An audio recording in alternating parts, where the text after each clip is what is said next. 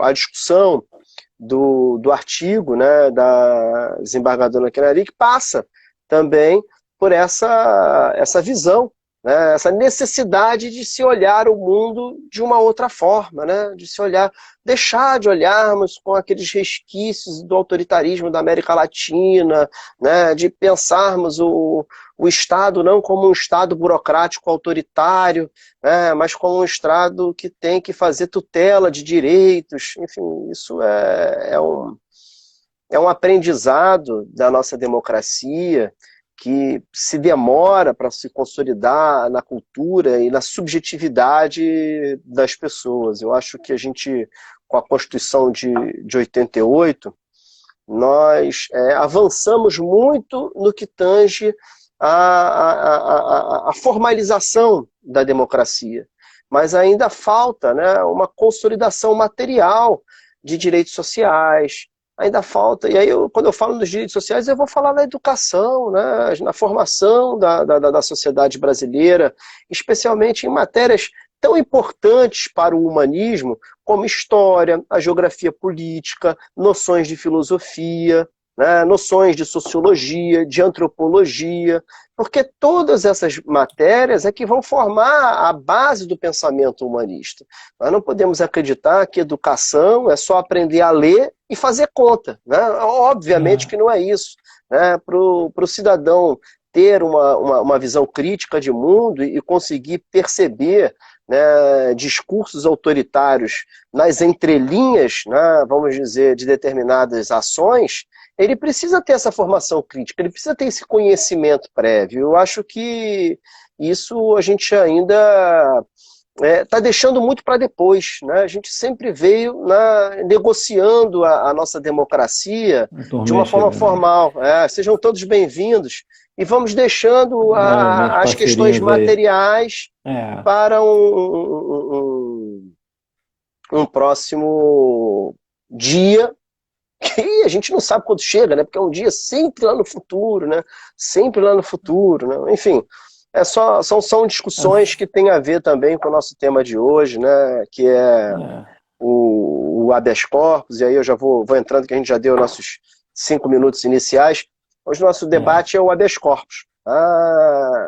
É uma ação constitucional, é tratado como um recurso no Código de Processo Penal, mas ele não é um recurso, ele tem uma natureza jurídica autônoma, uma natureza jurídica de ação, de tutela do direito de ir e vir, né, seja quando já está existente, já existe uma coação ilegal sobre esse direito de vir, ou também na hipótese em que nós estivermos na iminência de uma coação do direito de vir. Também ele serve como collateral attack, quer dizer, como o nosso mecanismo recursal no processo penal é complexo e muitas decisões, né, proferidas ao longo da investigação ou ao longo do processo, elas não têm uma previsão de um recurso próprio para impugná-las, é possível se fazer um manejo da ação de habeas corpus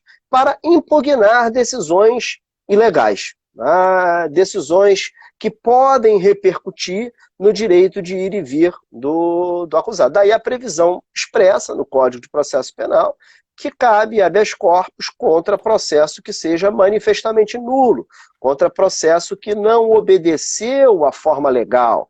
Então o habeas corpus ele também vem como um instrumento de controle da atividade do juiz, de controle da atividade de autoridades, né, na constituição da forma do processo penal, seja ele na sua fase pré-processual, seja na sua fase processual, inclusive se admitindo o manejo após o trânsito em julgado em situações excepcionais. O Aury Lopes Júnior ele vai falar que o habeas corpus nasce, né, antes do chamado Habeas Corpus Act do Reino de Carlos II de 1679, nos estudos que Aury faz no doutoramento dele na Espanha, ele identifica uma notícia histórica no direito aragonês, né, do procedimento de manifestações de persona, né, de 1428 a 1592, ele faz um paralelo desse procedimento com o habeas corpus. No Brasil, o habeas corpus ele foi previsto, na primeira vez, no Código de Processo Criminal do Império, em 1832, estava lá com a seguinte redação: todo cidadão que considere que ele ou outra pessoa sofre uma prisão ou constrangimento ilegal em sua liberdade, tem o direito a solicitar uma ordem de habeas corpus em seu favor. Posteriormente, em 1871, o direito brasileiro, de forma pioneira, antes mesmo do direito inglês, ao qual se atribui, né, a origem do habeas corpus, fazendo essa exceção à posição do Aurírio e do orientador de doutorado dele, vai prever o habeas corpus preventivo quando houver iminência, né, da coação ilegal sobre o direito de ir e vir. É importante a gente tratar também, né, da Convenção de Direitos Humanos, né, a Convenção Americana de Direitos Humanos, que no seu artigo 7.6 tem a seguinte redação: toda pessoa privada da liberdade tem direito a recorrer a um juiz ou tribunal competente, a fim de que este decida sem demora sobre a legalidade de sua prisão ou detenção e ordene sua soltura se a prisão ou detenção forem ilegais. Nos Estados partes, cujas leis prevêem que toda pessoa que se vir ameaçada de ser privada de sua liberdade tem direito a recorrer a um juiz ou tribunal competente a fim de que este decida sobre a legalidade de tal ameaça. Tal recurso não pode ser restringido nem abolido. O recurso pode ser interposto pela própria pessoa ou por outra pessoa. Quer dizer, a Corte prevê, na verdade, numa petição que tem similaridade, evidentemente, semelhança com a nossa ação de habeas corpus. E lá, na Constituição Federal, no artigo 5º, inciso 58, está lá: conceder-se habeas corpus sempre que alguém sofrer ou se achar ameaçado de sofrer violência ou coação em sua liberdade de locomoção, por ilegalidade ou abuso de poder. O habeas corpus também pode ser exercido por qualquer pessoa, independente da idade, cor, raça, sexo, orientação sexual, né, inclusive condição mental. E a própria Estatuto da Advocacia retira, né, a questão privativa do advogado no manejo da ação de habeas corpus, dizendo, lá no seu artigo 1º, parágrafo 1º da Lei 8.906 de 94, não se inclui na atividade privativa de advocacia a impetração de habeas corpus em qualquer instância ou tribunal. Há um parecer que só para terminar essa introdução, que eu queria ler... Pode ficar à vontade, eu estou aprendendo com você. Para dar uma amplitude, como a Corte Interamericana, dar uma amplitude maior, assim como é a tradição, né, da jurisprudência do Supremo Tribunal Federal Brasileiro, para o habeas corpus e remete, né, a um período de autoritarismo brasileiro onde o habeas corpus foi suspenso, né, ou quando o habeas corpus foi suspenso com o ato institucional número 5. Na América Latina, segundo a conclusão da Corte Interamericana de Direitos Humanos, a restrição e a falta de efetividade do habeas corpus contribuíram com a tortura, com milhares de desaparecimentos e homicídios cometidos ou tolerados por alguns governos, conforme se infere do item 36 da opinião consultiva número 8 de 1987 da Corte Interamericana de Direitos Humanos. Portanto, além da proteção da liberdade física ou pessoal, o habeas corpus destina-se à proteção da vida, dos maus-tratos, da tortura, dos desaparecimentos, dos danos físicos e sociais. Em suma, sua funcionalidade assecuratória atinge todo o sistema dos direitos humanos e fundamentais em uma sociedade democrática. Contudo, cabe ao Poder Judiciário dar efetividade a essa garantia e à cidadania exigir essa efetividade. É um trecho do livro Devido Processo Penal, do professor Nereu José Giacomoli, que é professor da pós-graduação em Ciências Criminais da PUC do Rio Grande do Sul e desembargador do Tribunal de Justiça do mesmo estado, do Rio Grande do Sul.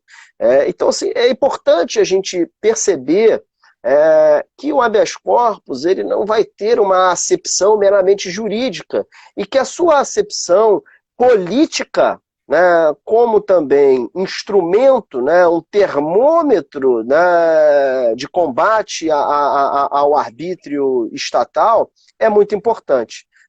Daí porque a gente não pode, né, a meu ver, sempre fazer pouco caso da ação de habeas corpus, quando a gente vê num senso comum, né, a população acreditando que isso é um excesso de direito, que esse instrumento é um excesso de direito, ou que esse instrumento é um instrumento, né, que auxilia na impunidade. Né? Quer dizer, é uma construção autoritária se a gente olha para a história do direito e para a beleza dessa ação de habeas corpus. Então, esse é só o nosso tema de debate de hoje. Foi apenas uma introdução e eu passo agora a palavra para os comentários iniciais do professor Nilo César Pompilho, informando que esse é o último debate desse primeiro ciclo.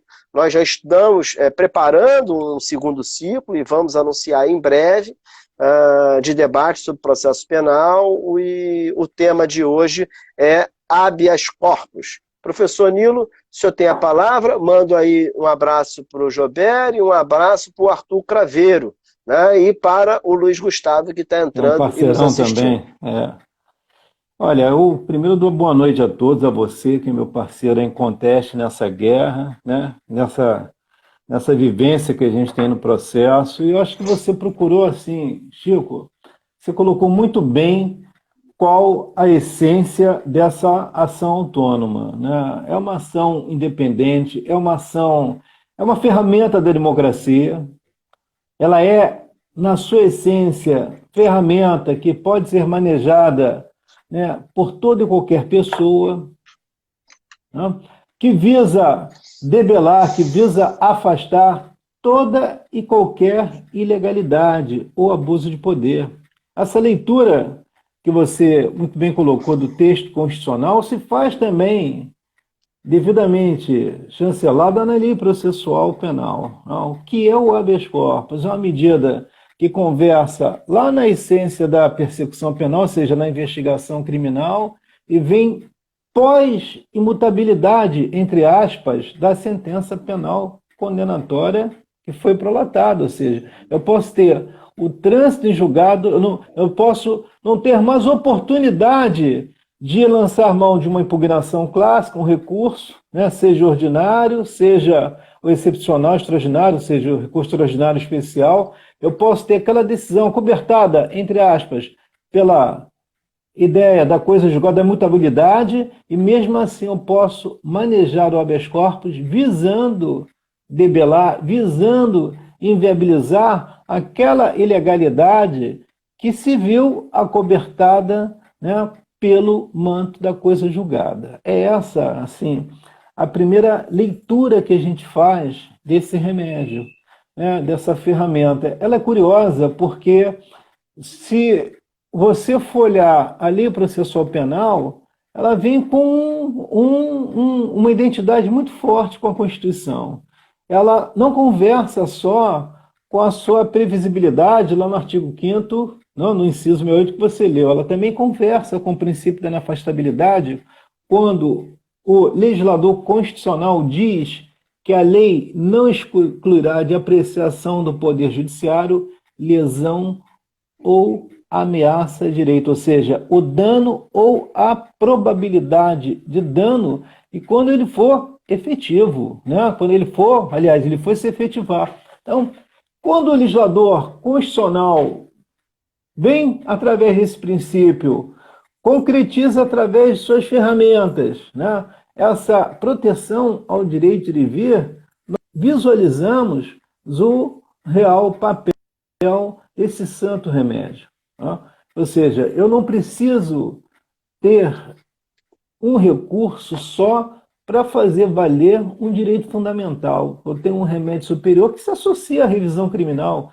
A ideia fundamental é que no habeas corpus, pela sua natureza cautelar, a gente sai muito daquela ortodoxia do recurso, da revisão. A Ada Pellegrini, que foi uma grande professora, na nossa cabeça, na nossa identidade, uma grande tratadista no processo penal, ela fala até do emprego analógico da tutela antecipada na revisão. Mas a gente não precisa nem tanto disso na revisão. O habeas corpus é aquele remédio que vem com a essência de permitir uma apreciação imediata por parte da autoridade que se vê frente a uma ilegalidade ali perpetrada. E veja, as pessoas associam o manejo de habeas corpus ao fato de uma prisão. Imaginar uma prisão cautelar, seja uma preventiva, seja uma prisão temporária, né? Um flagrantezinho mal resolvido. Mas não é só para isso, não. É toda coação. Porque a própria lei processual, né, assim, reproduzindo a interpretação do legislador constitucional, ela fala em coação ilegal. O que seria uma coação ilegal? Né? A coação ilegal, estou falando para todos nós que entendemos bem disso, é tudo aquilo que afeta o nosso direito fundamental. É o exemplo de uma investigação instaurada sem qualquer esteio que permita concluir que ali eu tenho autoria e materialidade. É excepcional a gente ver manejado o habeas corpus com o fim de trancar inquérito, hoje, principalmente.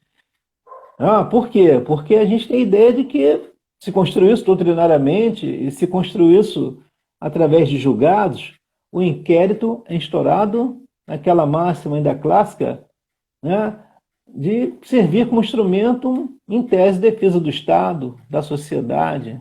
Agora, se ali naquela investigação que vai culminar no exercício de uma ação penal, eu não tenho elementos que me autorizem a apontar ou a individualizar aquele agente como possível autor, coautor, né, ou partícipe de uma infração, o fato dele estar sendo submetido a uma investigação, olha o Lourenço entrando aí também, o fato dele estar sendo submetido a uma investigação criminal constitui constrangimento ilegal. Então, a gente até falou nisso outro dia, não adianta a gente falar assim, olha, vamos lá reparar no cível, procurar reparação, não.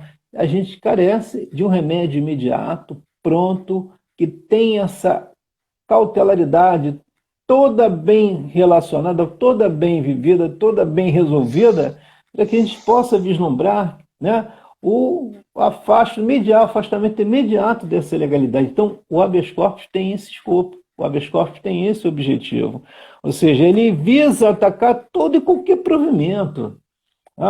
Eu estava hoje relendo um pouco o texto, como tem feito esses dias, eu me preocupo de não estar falando assim algo que não esteja dentro do padrão. E ver assim, a gente fala em habeas corpus contra ato de particular, eu fui ver os exemplos dados pelo próprio Tornag, pela própria ADA, aquelas pessoas que são internadas obrigatoriamente em instituições aí, né, de verdadeiros, né, manicômiozinhos aí, indevidamente. Então, a essência do habeas corpus é garantir esse direito de ir e vir, legitimar esse direito de ir e vir em consonância, é óbvio, ao que é legal e bem legal, né? Bem legal e bem constitucional. Então, por exemplo, se eu fosse ser submetido a falar da investigação criminal, não há suporte para aquela investigação criminal. O que os tribunais têm preservado? O manejo dessa medida para inviabilizar o indiciamento, a individualização daquele agente, já que os indícios não existem. E assim, eu estou procurando falar, vou colocar de uma forma bem clara, a gente tem que esclarecer isso bem, deixar isso bem nítido para a comunidade. Se eu não tenho elementos que permitam a individualização do agente, como será o exercício da ação penal? Será naquela ainda clássica ideia que até o próprio Aurélio Lopes, hoje, né, assim, retira do nosso contexto que uma ação penal instaurada com escopo ou com a chancela do Estado, se proteger o Estado? Não, tem que ter ali na denúncia, diz o artigo 41, a individualização do agente, ou seja, eu tenho que esclarecer, ou ver esclarecida naquela acusação por que aquele cidadão, aquela cidadã, seja quem for, se encontra ali no polo passivo, porque ele ainda é legítimo cidadão portador de direitos fundamentais.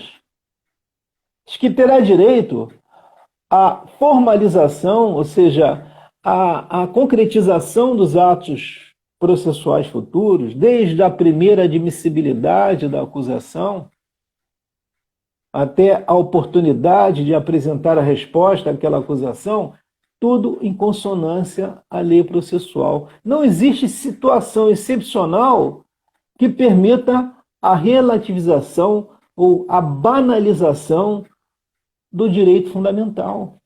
E a gente politicamente observa que o habeas corpus, ele está ali pertinho como direito fundamental aos princípios que norteiam, né, o processo penal.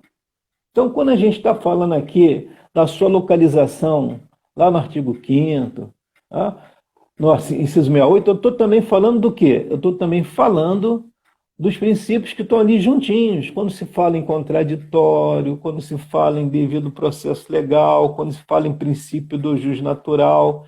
Todas essas matérias, elas vêm dentro do contexto autorizador do manejo dessa via santo remédio, que a gente chama de santo remédio. Vamos falar assim, via excepcional, não, que o habeas corpus, por mais que ele seja ainda encarado como um instrumento que deva ser utilizado de forma excepcional, nós observamos que até mesmo o próprio Supremo relativiza o seu manejo quando a situação, vamos usar um termo um pouco chato, é teratológica, naquela situação é teratológica. Então, eu vou relativizar na discussão daquela ilegalidade até que o órgão máximo de justiça possa aferir efetivamente aquela ilegalidade. Então, assim, o habeas corpus é um instrumento do povo para o povo. É um instrumento, como você muito bem colocou na sua narrativa, que não exige aquela ideia da habilitação técnica. Eu me recordo de ter lido, acho que eu já falei isso muito em sala de aula, do Hélio Tornag, que reporta no texto dele, o Hélio Tornag, todo mundo conhece, né, foi um dos maiores tratadistas no processo penal, né, na nossa história. E o Hélio Tornag fala até mesmo de um preso que fez um habeas corpus, uma folha de papel higiênico, chegou aquele velho Supremo, o Supremo concedeu. Por quê? A informalização, né, assim, o afastamento daquela ortodoxia é que vai tornar realmente efetivo, né, o resultado que se quer obter com o manejo do habeas corpus. Então, assim, é uma ação penal, a gente sabe disso, é uma ação popular, ela não é só cidadã, porque ela serve a todos, e é uma ação em que a ilegalidade ela tem que estar de imediato localizada na narrativa constante daquela inicial, para que possa a autoridade que vá ferir aquela ilegalidade, ela possa de pronto identificar, porque cabe ela apreciação liminar. Tá? Nós dois, né, já vivenciamos em diversas medidas que nós atuamos, tá? E quando se maneja o habeas corpus, tem um pedido liminar, a coação e ilegalidade está ainda se perpetuando, a gente está ali tentando o quê? Debelar. Então, essa ilegalidade ela tem que estar latente, bem demonstrada, bem equacionada e bem individualizada, para que a gente possa ter também, como aí diz a boa doutrina, a resposta à ideia da adequação do manejo daquela medida, tornar legítimo, não só a questão da legitimidade como condição, mas do interesse de agir. Eles se comunicam. Né? O interesse que se comunica quando é a ideia da probabilidade de dano ou quando há o próprio dano. Né? Então, assim, o habeas corpus é instrumento da democracia. É um instrumento que, assim, que serve a todos nós. Não impõe, ele não é um instrumento de exclusão. Muito pelo contrário, é um instrumento de inclusão. Mas eu estou falando demais, Chico, tem que eu diria também, quando essa relação do objeto do habeas corpus, né, que ele é realmente um selo, né, que expressa o processo penal como sendo um meio de maximização dos direitos e garantias fundamentais. Quer dizer, é a ação genuína do processo penal, né? É a ação constitucional genuína que diz, olha, o processo penal ele funciona para a proteção dos indivíduos. O processo penal ele funciona como garantidor, né, do cumprimento dos direitos fundamentais previstos na Constituição. Eu acho que o habeas corpus ele traz essa conotação estampada, né? Ele estampa essa conotação, vamos dizer, na capa dos autos, né, de um processo criminal, de uma investigação criminal. Queria aproveitar aqui também para saudar aí a participação, né, do Claudinei, do Domingos, advogado, da Clara Cid, nossa aluna lá da Faculdade Nacional, da Ana Ramalho, né, do Reinaldo, nosso colega também, professor, advogado, mandou um grande abraço, do Lourenço, que entrou também, nosso amigo e colega lá na Nacional, e da Camila Claron. Mandar um abraço para todos eles e dizer que são muito bem-vindos e que perguntas podem ser encaminhadas nos comentários, que a gente vai abordar essas perguntas. Então, assim, acho que a gente discutiu bem a origem, a gente discutiu bem onde ele está situado constitucionalmente e começamos a pensar, né, no seu cabimento, como você estava falando, Nilo, e nas palavras do ministro Marco Aurélio, né, na sua concepção de ser uma ação de envergadura maior. Quando o ministro Marco Aurélio fala que o habeas corpus é uma ação de envergadura maior, ele não só está trazendo para o habeas corpus essa função, né, de maximização dos direitos fundamentais e das garantias constitucionais, como ele também está, por outro lado, né, falando sobre a necessidade de se observar de forma a mais ampla possível o seu cabimento no processo penal. Porque de nada adianta a gente dizer que ele maximiza a tutela de direitos se na hora, né, de pensarmos, né, de construirmos a possibilidade de cabimento desse habeas corpus e do seu conhecimento, houver uma interpretação restritiva. E aí o próprio artigo 647 do Código de Processo, ele vai falar também do cabimento. Eu vou vou pontuando um pouquinho na legislação, na Constituição, para a gente, de alguma maneira, uniformizando o conhecimento do nosso público, né? Nós temos aqui especialistas na área criminal, né, doutores, mas temos também estudantes de graduação e temos outras pessoas que têm um interesse, né, na questão criminal e não têm uma formação técnica, então é preciso também que a gente faça uma apresentação de modo que ela seja acessível a todos, né? Dar-se-á habeas corpus sempre que alguém sofrer ou se achar na iminência de sofrer violência ou coação ilegal na sua liberdade de ir e vir, salvo nos casos de punição disciplinar. Né? Então, assim, dentro da própria ideia da Convenção Interamericana de Direitos Humanos, caberia uma discussão, né, sobre a possibilidade da exceção, inclusive constitucional, né, de controle da ilegalidade praticada no âmbito do regime castrense. Mas isso aí é uma discussão que, se a gente der tempo, a gente deixa, separa ela, a gente guarda, separa ela, mas é uma discussão interessante. Né? E assim, o Supremo ele vem entendendo, né, o habeas corpus como liberatório, como preventivo, como colateral ataque, mas também, de alguma maneira, faz, né, na sua jurisprudência algumas restrições, né, ao seu cabimento.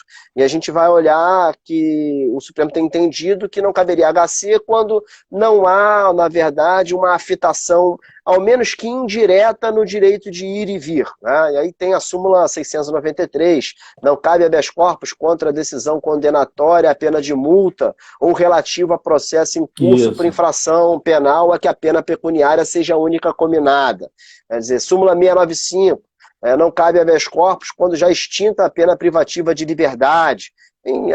São restrições que a própria jurisprudência da Suprema Corte Brasileira ela vai trazendo aos poucos, né,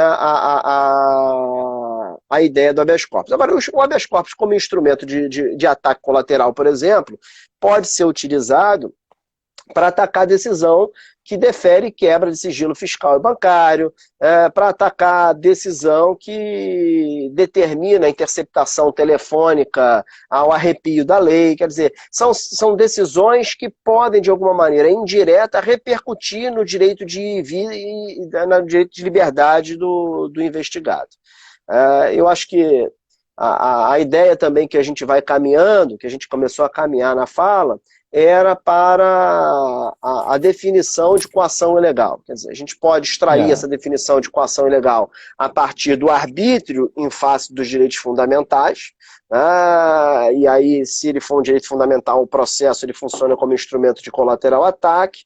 Se for, evidentemente, um arbítrio sobre o direito de ir e vir, vai ser um habeas corpus repressivo, né, ou um habeas corpus preventivo. E aí vai falar o 648, ele vai elencar algumas hipóteses de coação ilegal, que não é um rol taxativo, como a própria envergadura do habeas corpus vai falar, e eu vou falar só do primeiro, né, quando não houver justa causa. A justa causa é o arrimo probatório mínimo que legitima, né, o andamento de uma persecução penal, seja numa fase investigativa, seja numa fase processual. Quer dizer, eu não posso, né, investigar o Nilo porque eu acho que o Nilo é criminoso.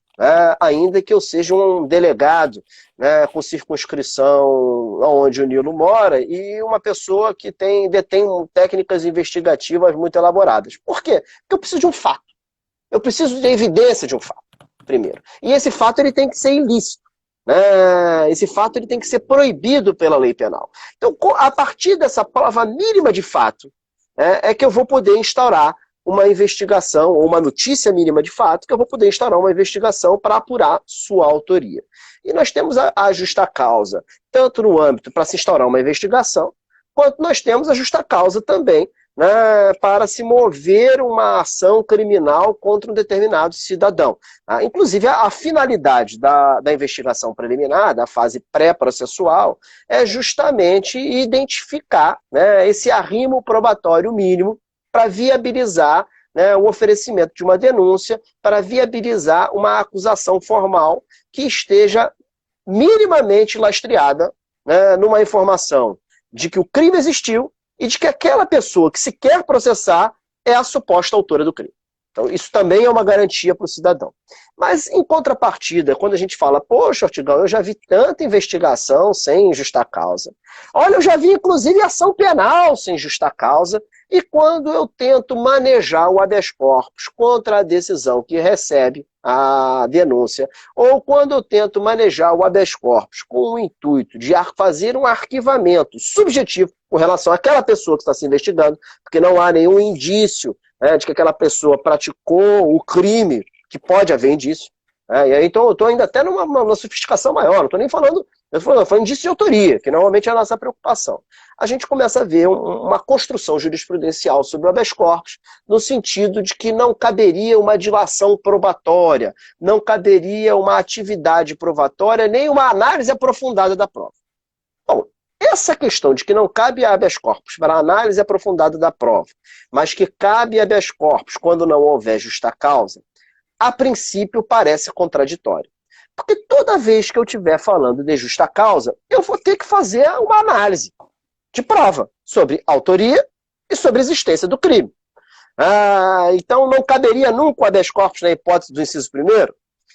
Então aí a jurisprudência ela vai construindo a ideia, né, de que essa ausência de justa causa ela tem que ser patente, ela tem que ser muito evidente, muito clara. E assim, é claro que não caberia o habeas corpus para manejar, para substituir, né, a jurisdição a ser prestada num processo no primeiro grau de jurisdição. Quer dizer, não caberia o habeas corpus o desembargador falar primeiro que o réu é inocente, né, do que o juiz no primeiro grau, né, trocando em miúdos. Mas caberia habeas corpus se eu tiver uma ação criminal que não esteja lastreada numa prova mínima, né, ou informações coligidas na fase pré-processual. essa é uma questão que sempre incomoda muito no habeas corpus, né? E aí, já entrando na questão do procedimento, é importante alertar que, como há o entendimento que o habeas corpus não é uma ação que permita uma produção de prova no seu curso, a prova ela deve ser constituída, né, antes da sua impetração. Quer dizer, a prova deve ser pré-constituída. E aí eu deixo aqui um abraço para Thaís Fernandes e para Fernanda Tomé. E nessa pré-constituição de prova é que muitas vezes a gente vê alguns erros, alguns equívocos, né, especialmente de advogados, quando é o preso que está relatando, informando a sua situação, a gente vai entender que é um cidadão comum, né, um cidadão que não tem uma formação técnica no direito, mas ele compreende a ilegalidade que está sendo praticada contra o próprio corpo dele e ele vai colocar aquilo que ele entende e é função do juiz, neste momento, como defensor da Constituição e defensor da liberdade, fazer a investigação. Fazer a investigação sobre a coação ilegal que lhe é relatada. Daí a ideia, né, do latim, e o professor Nilo com certeza sabe muito mais latim do que eu, não só porque... Não me dá essa responsabilidade, não. Vosso pai, né, era um excelente professor de latim, mas também porque teve formação no Colégio Pedro II e estudou no Colégio Latim. Eu só tive uma eletiva de latim e conheço um pouco, né, dos estudos que a gente faz, né, no direito hoje, mas o habeas corpus está naquela ideia de tomar o corpo. Quer dizer, quando o habeas corpus é apresentado ao juiz de primeiro grau, e ele o pode fazer, mas eu em 20 anos de advocacia nunca vi, o juiz pode requisitar que o preso seja apresentado, se ele tiver dúvida sobre a coação ilegal, para ele verificar o estado do preso, para ele verificar o corpo do preso, ele verificar a pessoa do preso. Então o preso direciona uma petição, ele pode ser chamado. E lá no segundo grau de jurisdição existe um instrumento que é o pedido de informações, que o desembargador ele recebe o habeas corpus contra ato do juiz do primeiro grau, e ele pede as informações que, evidentemente, quando houver dúvida sobre a coação. Mas a gente tem o juiz do primeiro grau, nunca vi pedir para apresentar preso nenhum. Eu nunca vi. Em 20 anos o juiz fala, me apresente, traga o preso aqui. E dois, o tribunal, os tribunais inferiores, tem transformado o pedido de informações, que seria uma espécie, né, de verificação, de inspeção judicial sobre a coação ilegal narrada, como verdadeiro instrumento de defesa da autoridade coatora, desvirtuando por completo a ideia do pedido de informações. Então, acho que assim, eu lancei duas ideias para a gente comentar, que uma é a questão do habeas corpus e prova, né, que é sempre uma relação muito sensível, a pré-constituição e a análise, e a duas, né, a relação do pedido de informações e da apresentação do preso, para saber, você que é mais velho, mais experiente, né, na advocacia, se já viu o juiz de primeiro grau pedindo para apresentar preso, porque eu nunca vi, mas eu já vi carta testemunhável, uma só, mas eu vi. Estou fazendo, parceirão, 61, meu irmão, 61, eu tomo banho de formal todo dia, todo mundo sabe disso. Então eu estou falando para você que, primeiro, né, agradecer aí o carinho das pessoas que eu estou vendo aqui aparecer, a Mariana, que é minha filhotinha, a Núbia, a galera toda aí, Thaís, todo mundo aí, né? Eu fico muito feliz de estar tendo esse contato, queria estar mais próximo, mas oportunidades surgirão. Eu, assim, aproveitando a tua fala, Chico, eu falo que o HC é um genérico, aquele genérico que a gente apanha, sem banalizar o conceito. É o genérico que convola a ideia do direito de ir e vir, né, num conceito maior. Então, quando você falou bem aí da justa causa, eu já vi muito o resultado de habeas corpus, em que a turma julgadora não quis entrar muito na discussão porque entende que a matéria era de mérito. Não é questão de matéria de mérito, não, né? Porque uma ação penal, para ser encorpada, para atravessar um direito fundamental, ela carece de dados suficientes que indiquem autoria e materialidade. Então tem prova. Essa prova é que está sendo submetida ao crivo excepcional do manejo do habeas corpus. Isso é real. Então, quando assim a gente peticiona, se tenta sensibilizar a autoridade superior à coatora, falo assim, ó, a prova que eu estou aferindo é essa aqui que já está produzida. Eu não estou querendo buscar a prova do além, né? Não há patetice, não há chacrinha nesse contexto. A prova que está ali produzida é a prova que está o crivo daquela aferição que indica se o fato realmente possui elementos que possam vincular aquele agente. Se não fosse dessa forma, a gente vai indagar do legislador por que ele introduziu a resposta à acusação. Eu sou de uma época, você falou bem, eu sou velho, né? Eu sou de uma época que a defesa preliminar eram 3 linhas. Você também pegou essa fase, né? Você veio anterior, eram 3 linhas, então rolava testemunha que orava, ato contínuo no interrogatório do acusado, né? Antes da defesa preliminar no interrogatório do acusado, ou seja, eu não tinha aquela admissibilidade, era um mero recebo, né? CITES, acusado comparecia, interrogava, defesa prévia, sumário, ou seja, ouvia testemunho de acusação, testemunho de defesa, alegações finais, pronto, encerrava. O processo hoje mudou seu formato, né? Mudou seu formato e a minha leitura consolidou mais, assim, tornou mais real o manejo do habeas corpus para discutir coação legal. Eu vi que tem um rapaz que perguntou aí sobre o habeas corpus do Flávio Bolsonaro. Veja bem, eu tenho também, a leitura é a mesma tua, a gente não tem elementos para estar discutindo essa medida excepcional que foi julgada hoje, porque nós não conhecemos a medida, nós não conhecemos o raciocínio. Eu fico assim, eu acho que a preocupação dele está correta, é técnica, é real, é atual, mas assim, infelizmente, nós não temos elementos para estar discutindo o âmago desse habeas corpus, nós não conhecemos todo o contexto. Mas, ao mesmo tempo, pelo que eu pude assim, depreender, apurado que eu ouvi na mídia, está se discutindo uma questão de competência também, está discutindo uma questão processual, uma questão que a lei processual penal coloca muito bem, que é o manejo do habeas corpus quando o processo for manifestamente nulo. A nulidade oriunda da marginalização de uma formalidade processual e legal. Isso é real. Isso, assim, é o máximo que a gente pode chegar, porque eu tenho até interesse nessa discussão. Se for publicizado o acórdão, se for publicizada a decisão, nós queremos ter esse acesso. E eu gostaria muito de falar ao Brian, que está aparecendo aqui, que como também eu tenho certeza você, Chico, nós gostaríamos de dar mais elementos, mais instrumentos, mas assim, até onde eu pude captar, né? Vou falar assim, captar a vossa mensagem, a discussão ali envolve questão de natureza processual, questão técnica, né? Ou seja, a questão em razão que leva em conta a prerrogativa, mas eu não tenho os dados, eu não tenho datas, nós não temos acesso aos elementos. Eu sigo muito a risca, eu tive um professor, já falecido, foi até adverso, era muito amigo do meu pai, já formado, recém-formado. Eu tive a honra de tê-lo como adverso numa ação que envolvia meu pai, chamado Cotrim Neto.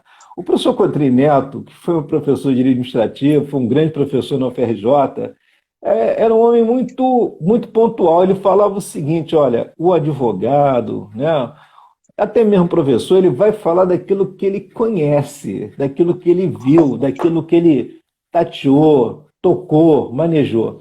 Fica muito difícil eu estar falando dessa medida, embora, pelo que eu pude entender, teve um voto, né, pela denegação e 2 favoráveis. Então, até que a gente possa ter mais elementos para, numa outra live, a gente possa até criar essa proposta de discutir decisões que são polêmicas, que são reais, que são do dia a dia, a gente teria necessidade de ter acesso àquele dado para que ele possa ser tratado academicamente. O dado ali, ele merece tratamento acadêmico, merece tratamento para observar qual recurso que vai ser manejado. Pelo que eu pude também entender, foi uma decisão pela concessão. E aí, qual recurso que, em tese, pode ser proposto? Recurso especial, isso vai demorar. Então, isso tudo é interessante, porque é o direito que a gente está falando. Mas, assim, para ter uma melhor leitura, a gente teria que ter acesso à medida. Mas, voltando aqui à ideia da coação legal, né? O habeas corpus também trata da questão da prisão ilegal. Quando não mais se justificam os motivos. Aí, Chico, a gente outro dia estava falando da prisão cautelar e você lembrou muito bem que hoje, depois de um período, o juiz é obrigado a rever aquele decreto de prisão preventiva que ele manejou. Né? Ou seja, ele é obrigado a formatar se os motivos subsistem, porque ninguém pode ficar de eterno preso, principalmente no período de pandemia, né? Correto?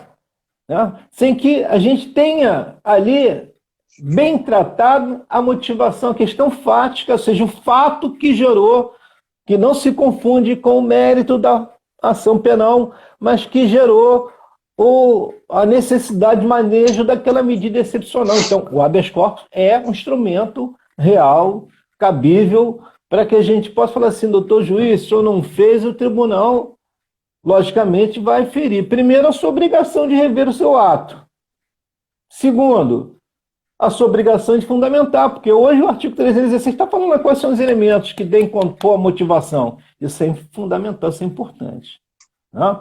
Então, assim, o habeas corpus hoje está renascendo na sua real colocação, ou seja, está se relocando, né, do instrumento que tem que ser exageradamente manejado. Por quê? Porque estão surgindo, não novas figuras, mas estão aparecendo instrumentos que vieram até por conta do pacote. E que pacote anticrime, e que carecem de uma devida contextualização. E se não forem bem contextualizados, né, dá-me a liberdade, dá-me o habeas corpus. O habeas corpus, ele é excepcional pela natureza cautelar. Eu sei que estou falando muito, entendeu? Tomando até o tempo do Chico, entendeu? Para falar mais uma coisa. Até mesmo quando você falou da extinção da punibilidade, está extinta, não cabe, concordo? Né?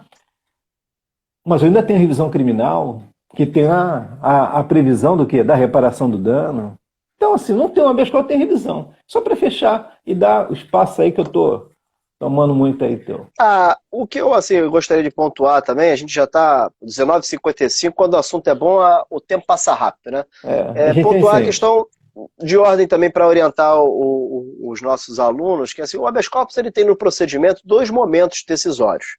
Um primeiro momento, que pode ser uma decisão liminar, um pedido de decisão liminar, e um segundo momento, que é o julgamento do mérito. Né? Em todos os tribunais do país, habeas corpus tem preferência de tramitação.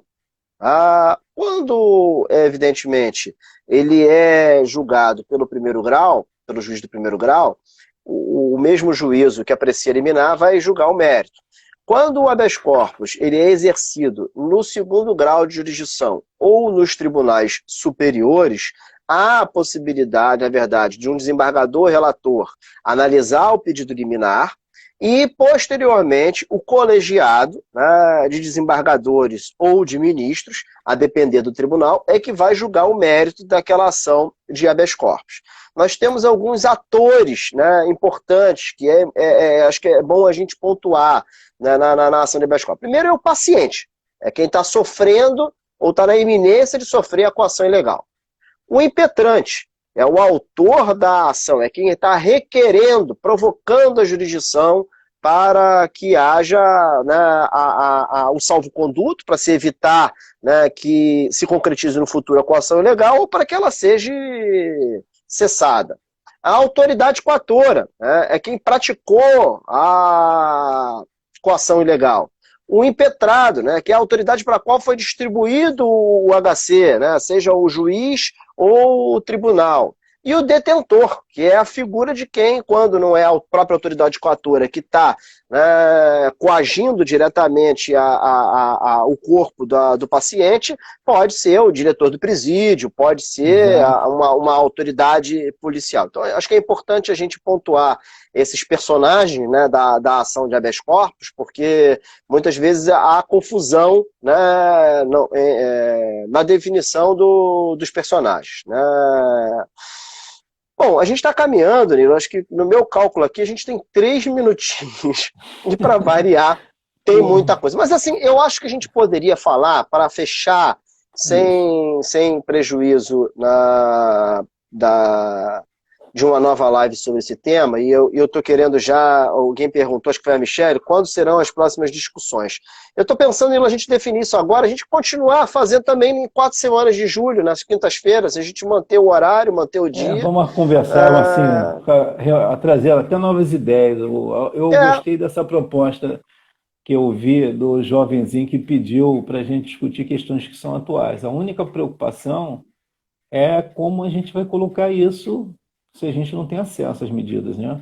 Então, assim, pontuar de uma forma bem fora, para que a gente não possa ferir sensibilidades. No escritório, amanhã a gente vai ter a primeira reunião do grupo de pesquisa sobre produção jurisprudencial dos tribunais superiores dos últimos 2 anos. Eu acho que dali a gente podia tirar alguns julgados que sejam paradigmáticos para a gente discutir nos nossos próximos encontros. Mas amanhã a gente conversa, eu te dou uma ligada, a gente conversa.